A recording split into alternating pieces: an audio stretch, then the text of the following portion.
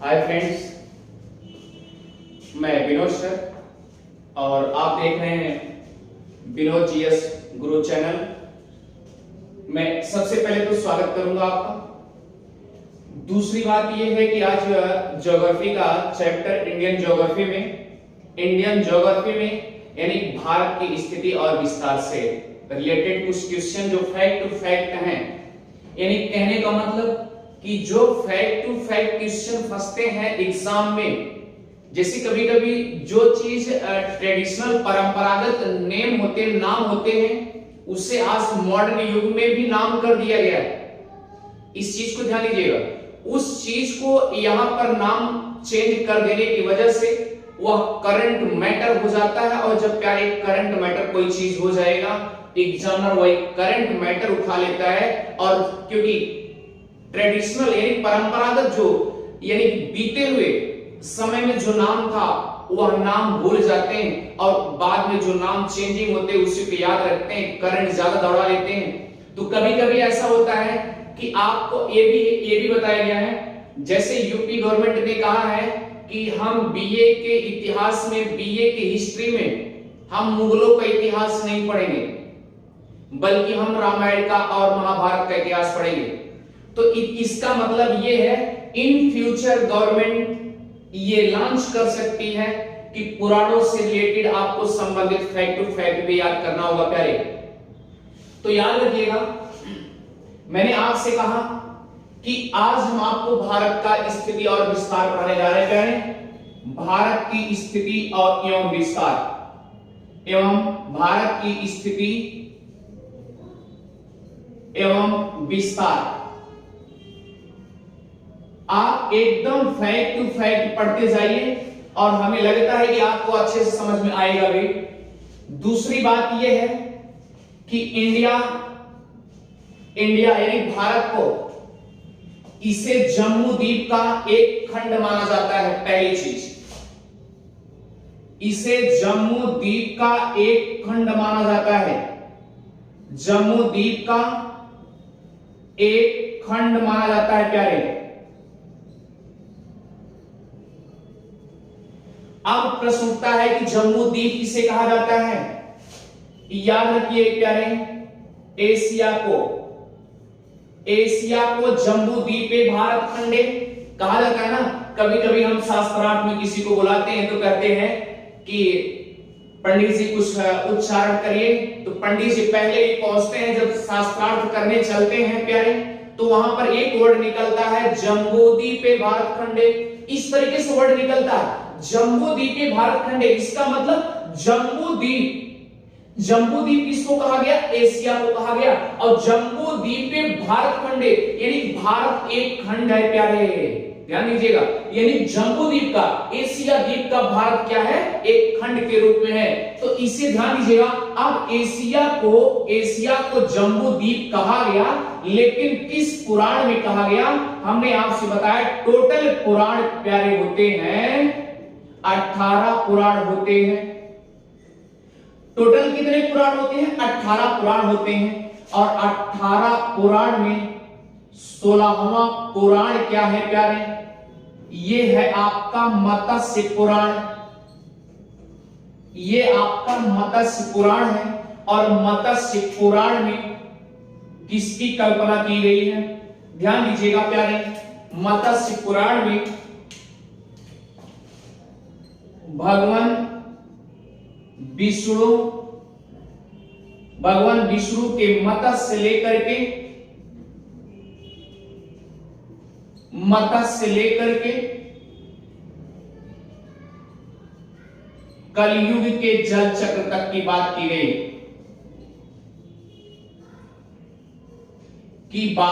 गई है।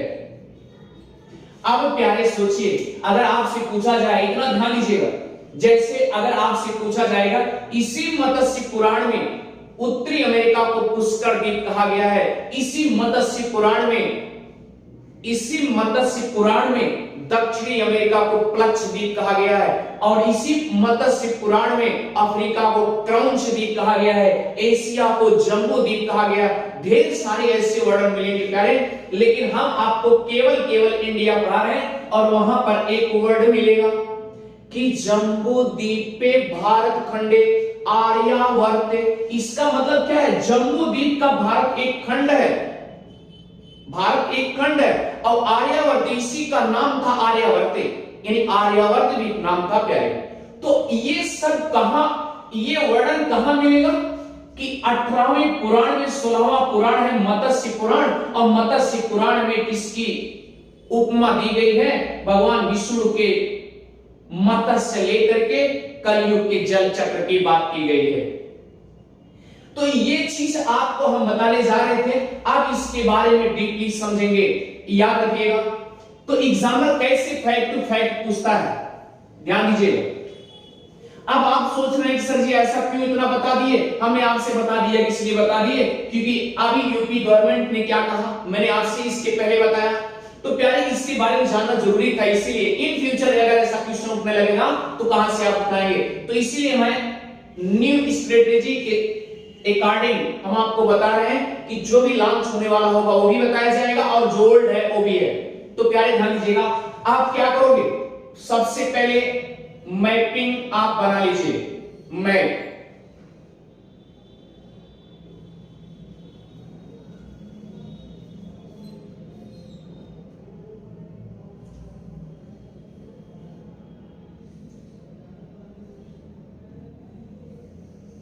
आप मैप बनाएंगे, उसके बाद कंठस्थ आपको फैक्ट टू फैक्ट याद कराऊंगा।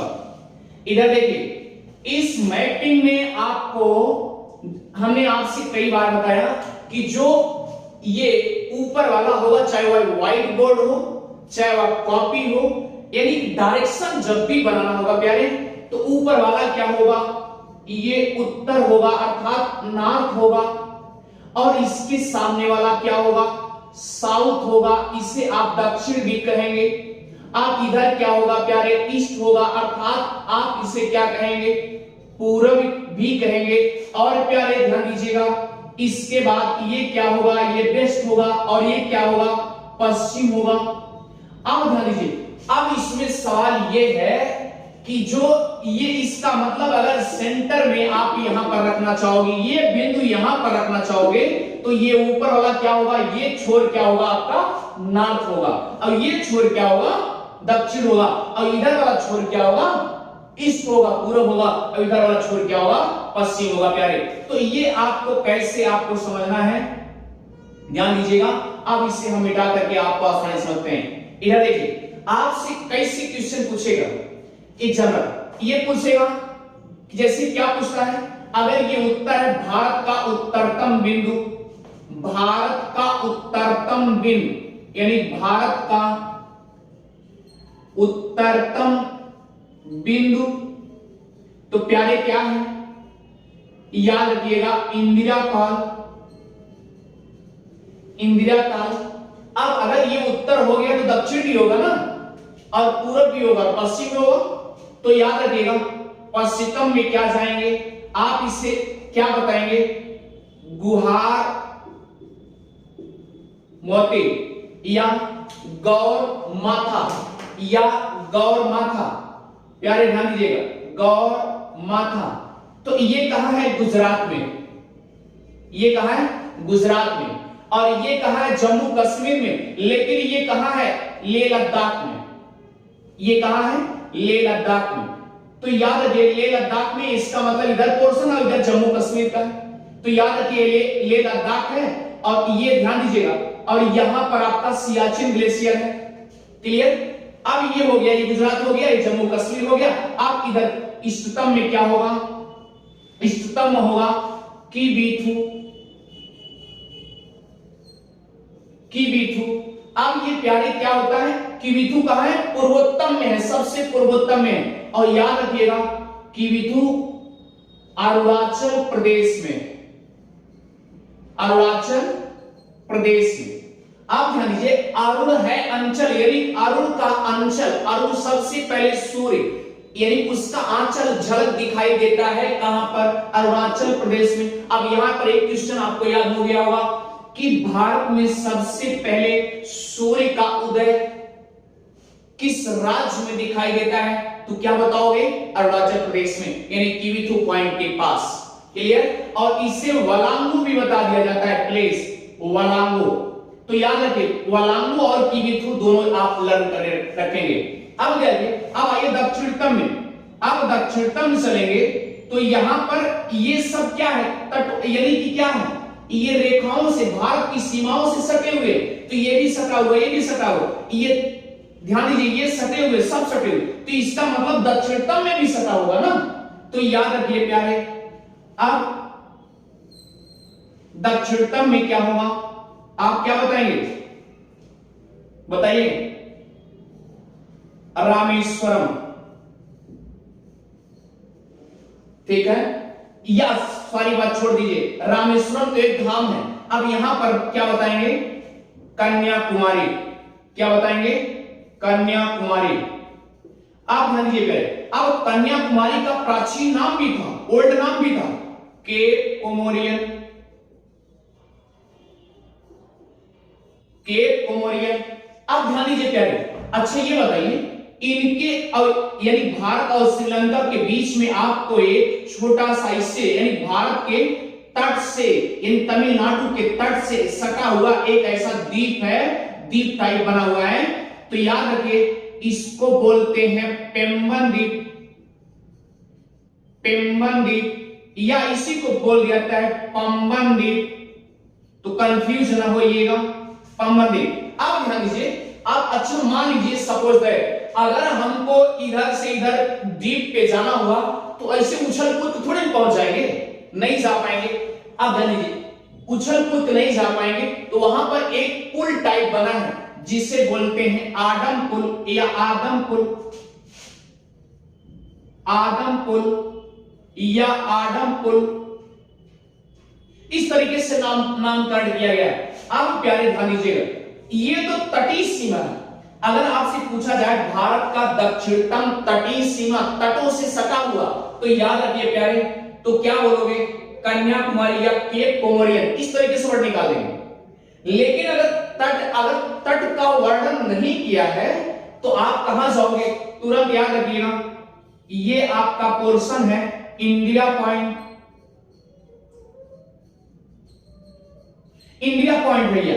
आप ध्यान दीजिए, इंडिया पॉइंट यानी भारत का दक्षिणतम बिंदु क्या है, इंडिया पॉइंट। क्लियर है, क्या है, इंडिया पॉइंट। और इंडिया पॉइंट का प्राचीन नाम था पिग्मेलियन पॉइंट, पिग्मेलियन पॉइंट।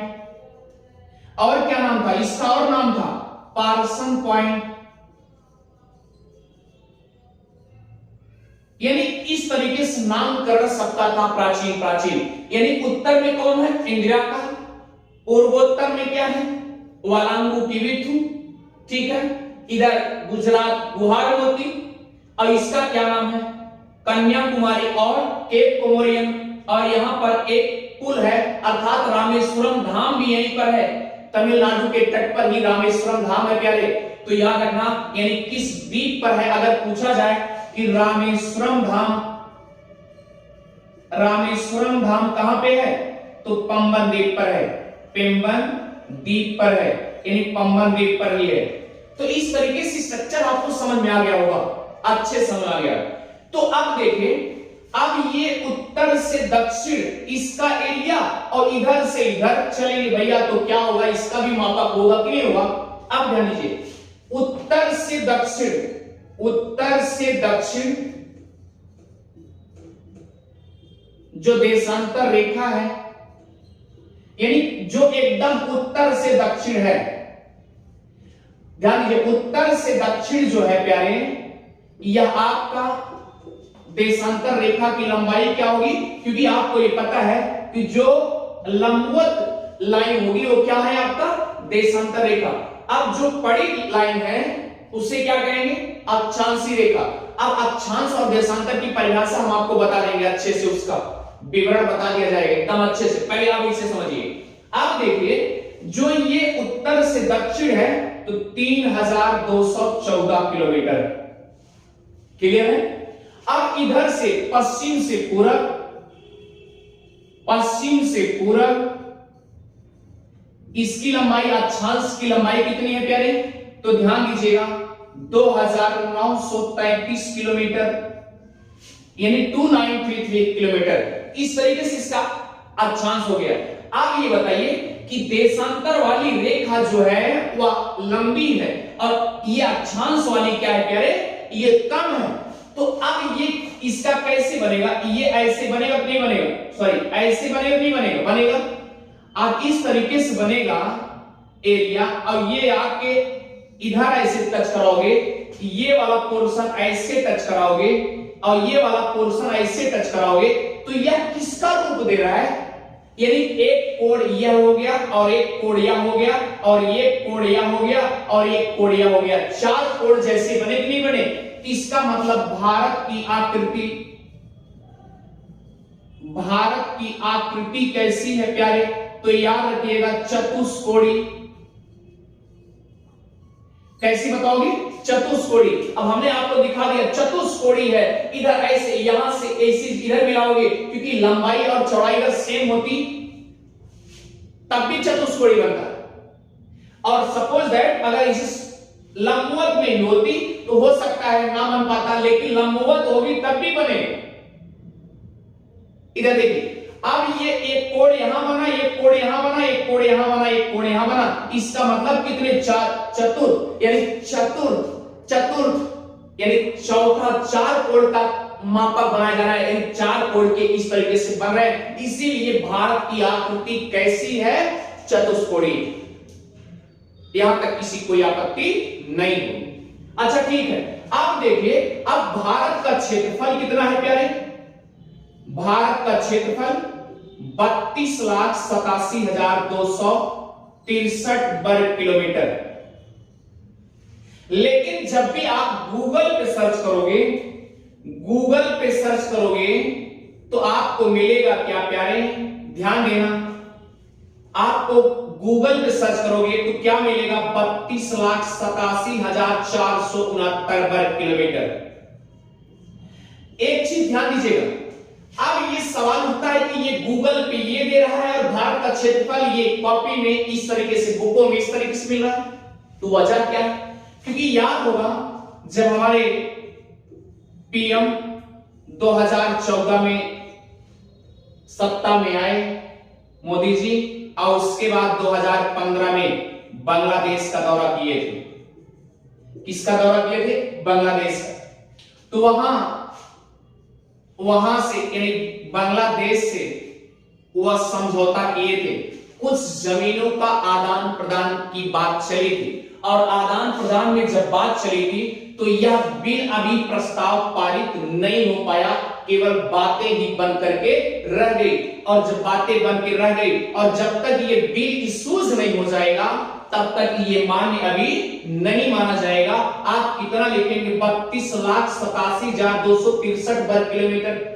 ठीक है, आप ध्यान दीजिए, ये सब ढेर सारे आपके मैटर, ये सब आपको ध्यान देना होगा। यानी गूगल पे हमने बताया कि 32,87,469 वर्ग किलोमीटर मिलेगा, और आपको बुकों में क्या मिलेगा? 32,87,263 वर्ग किलोमीटर। यहां तक किसी कोई आपत्ति नहीं। अब सुनिए ध्यान से, अब आपको इतना तो समझ में आ गया होगा। अच्छा भैया, आप देखिए, इसे हम मिटा देते हैं और मिटाने के बाद आपको अच्छे से और डीपी थोड़ा लेके जाते हैं। आप पकड़ रहे होंगे।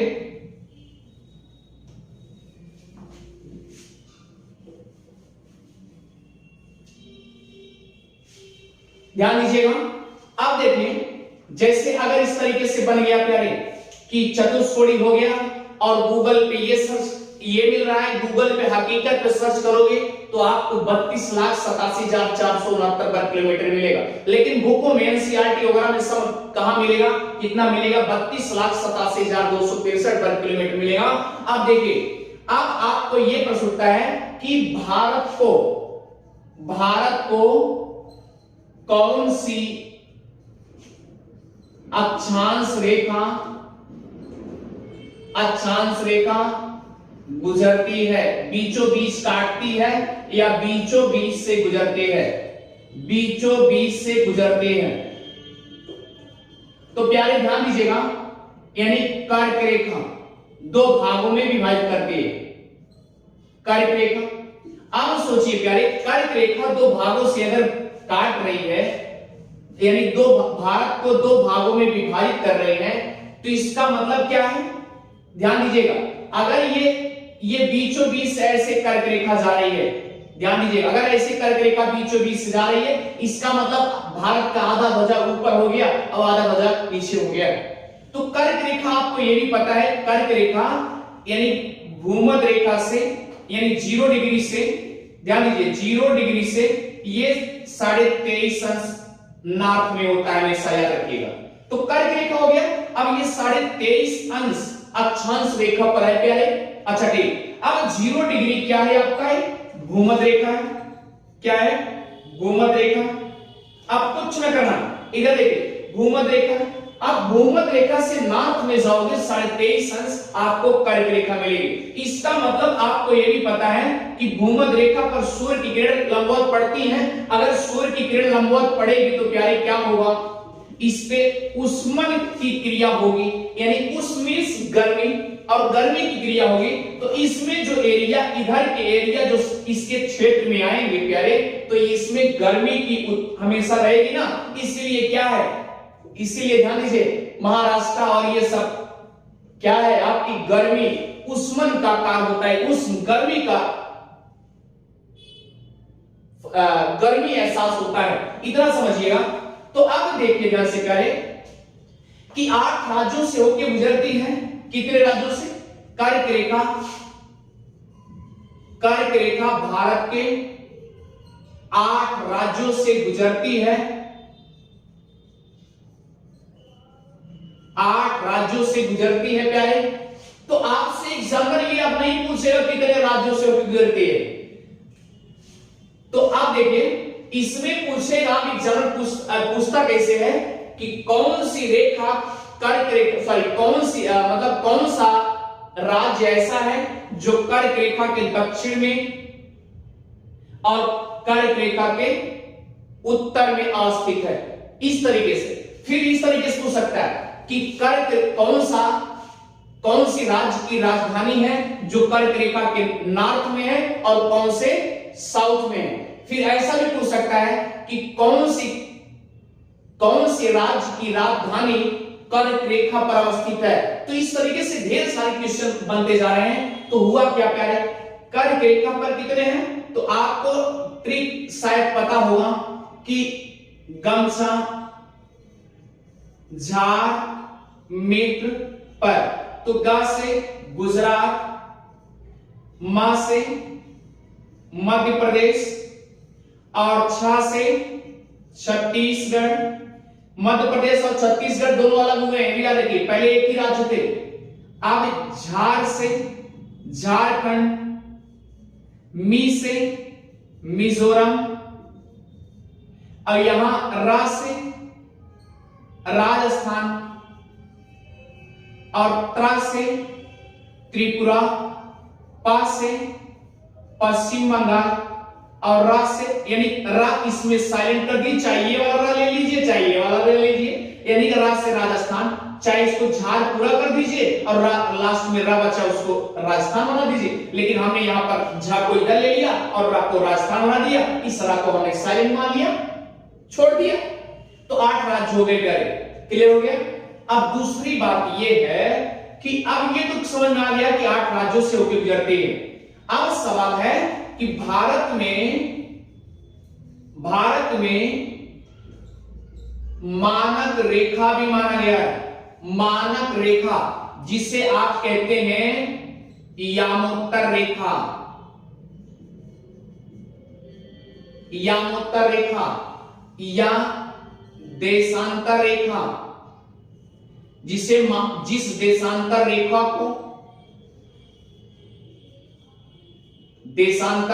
को टाइम जोन के लिए एक मानक के तौर पर माना गया है वह 82.5 अंश है। कितना है? 82। अब ये ध्यान दीजिए, अब मानक रेखा से जो मापक माना गया है, मानक रेखा जो मानी गई है, तो ये एग्जाम में पूछ सकता है ना कि भारत के कितने राज्यों से मानक रेखा गुजरते।